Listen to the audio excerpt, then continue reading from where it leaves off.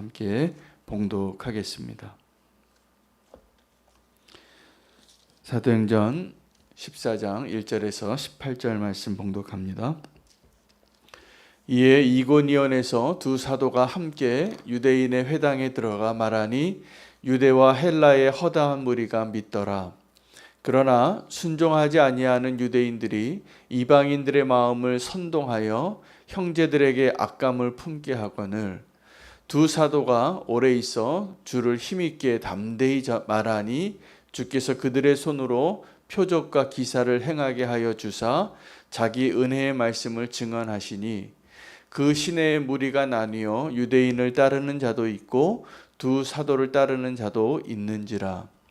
이방인과 유대인과 그 관리들이 두 사도를 모욕하며 돌로 치려고 달려드니 그들이 알고 도망하여 르가오니아의 두 성 루스드라와 더베와 그 근방으로 가서 거기서 복음을 전하니라. 루스드라에 발을 쓰지 못하는 한 사람이 앉아 있는데 나면서 걷지 못하게 되어 걸어본 적이 없는 자라. 바울이 말하는 것을 듣거늘 바울이 주목하여 구원받을 만한 믿음이 그에게 있는 것을 보고 큰 소리로 이르되 내 발로 바로 일어서라 하니 그 사람이 일어나 걷는지라. 무리가 바울이 한 일을 보고 루가오니아 방언으로 소리질러 이르되 신들이 사람의 형상으로 우리 가운데 내려오셨다 하여 바나바는 제우스라 하고 바울은 그 중에 말하는 자이므로 헤르메스라 하더라. 시외 제우스 신당의 제사장이 소와 화환들을 가지고 대문 앞에 와서 무리와 함께 제사하고자 하니 두 사도 바나바와 바울이 듣고 옷을 찢고 무리 가운데 뛰어들어가 소리질러 이르되 여러분이여 어찌하여 이러한 일을 하느냐. 우리도 여러분과 같은 성정을 가진 사람이라. 여러분에게 복음을 전하는 것은 이런 헛된 일을 버리고 천지와 바다와 그 가운데 만물을 지으시고 살아계신 하나님께로 돌아오게 함이라.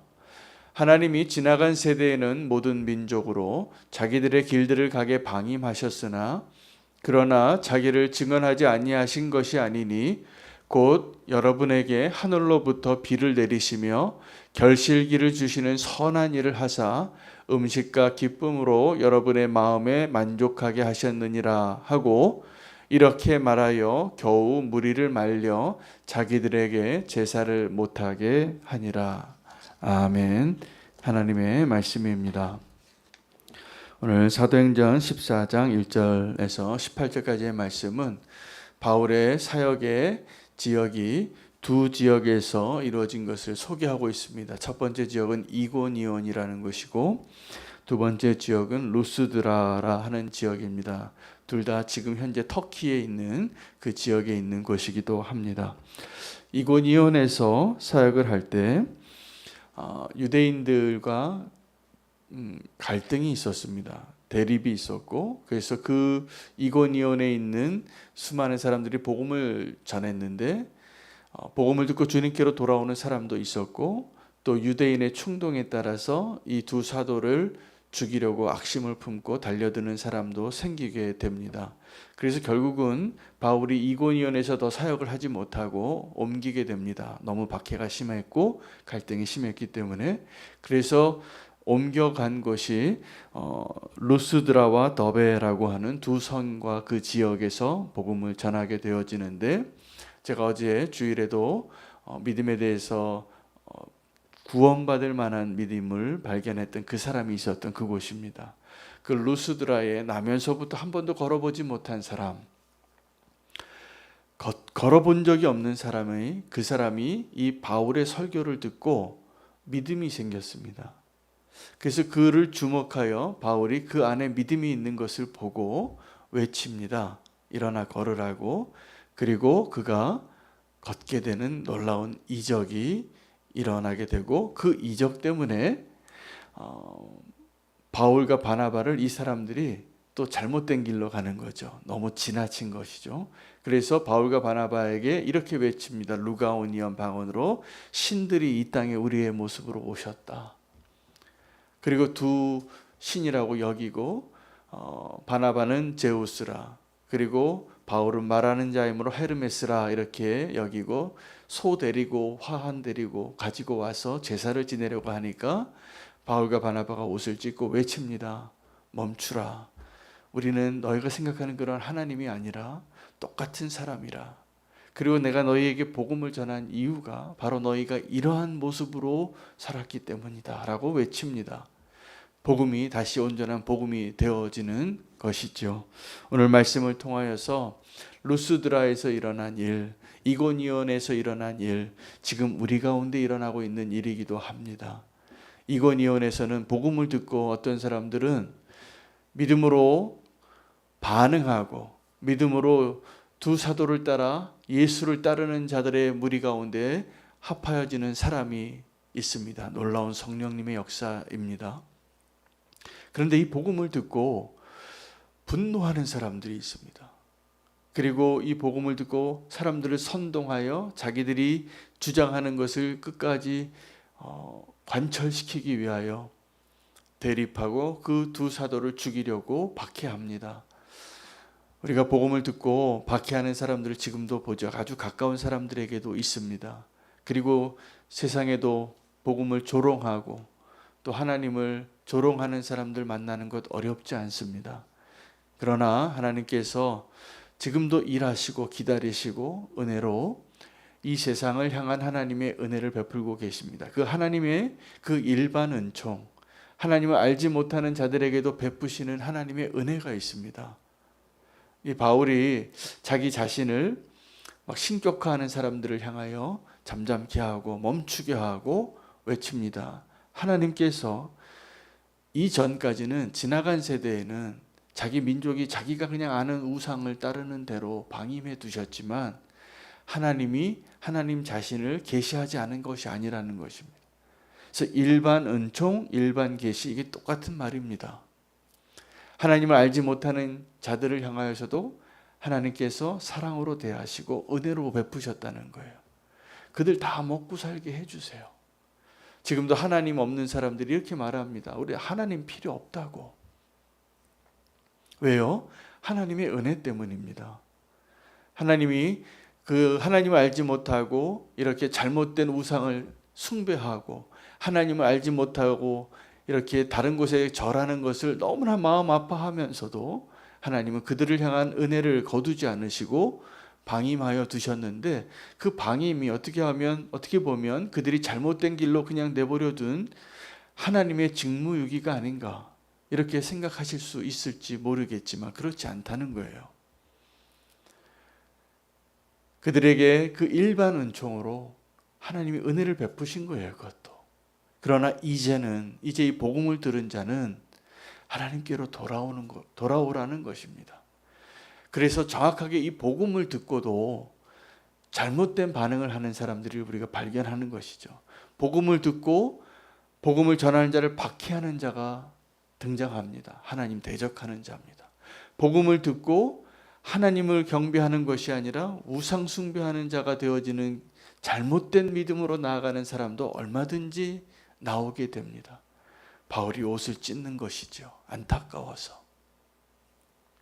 그런데 오늘 이 이고니온과 루스드라에서의 그 바울의 사역 가운데 정말 하나님이 기뻐하시고 오늘 이 바울이 그렇게 자기 자신을 신격화하는 일들이 이루어지기까지 시작되어진 그 사건은 루스드라의 안전뱅이에요. 그는 이 바울의 설교를 듣고 눈이 반짝반짝해지는 겁니다. 여러분, 언제 이렇게 말씀을 전하는 강단에 한 번씩 다 서보시기 바랍니다. 이렇게 말씀을 전할 때 믿음으로 반응하는 것이 보여지는 분들이 계세요. 어떤 분들은 와서 졸아요. 어떤 분들은 마음이 그 얼굴의 표정이 다 드러나요. 그런데 바울이 뭘 봤을까? 저는 그 루스드라의 안전뱅이의 그 믿음이 구원받을 만한 믿음이 이 주목하는 바울의 눈에 어떻게 보였을까가 그려져요. 믿어지는 거예요. 믿어진 사람의 눈빛이 달라요. 그래서 바울이 그 믿어지는 그 루스드라의 안진뱅이를 향하여 믿음이 있는 것을 보고 그 믿음을 향하여 외치는 겁니다. 믿음과 믿음이 만나는 겁니다. 믿음이 믿음을 알아보는 것입니다. 그래서 그에게 외쳐요. 일어나라고. 너에게 그 믿음이 있는 것을 내가 보았다고. 어쩌면 하나님께서 지금도 기대하시고 기다리는 사람이 있다면 그 믿음으로 하나님의 말씀을 아멘으로 받는 사람들, 데살로니가 교인들 같은 사람들입니다. 하나님의 말씀을 들을 때 하나님의 말씀으로 들리는 거예요. 아, 지금 저 말을 전하는 사람이 이렇게 연약한데, 이렇게 말이 좀 서툰데, 발음이 정확하지 않네, 사투리를 쓰네, 이런 말을 생각하는 것이 아니라 그가 말하는 가운데 문법이 틀렸다고, 단어를 지금 잘못 썼다고, 이런 실수가 더 잘 들릴 때가 많아요. 그러나 정말 믿음의 눈으로 바라보는 사람에게는 그런 것이 아무 상관이 없습니다.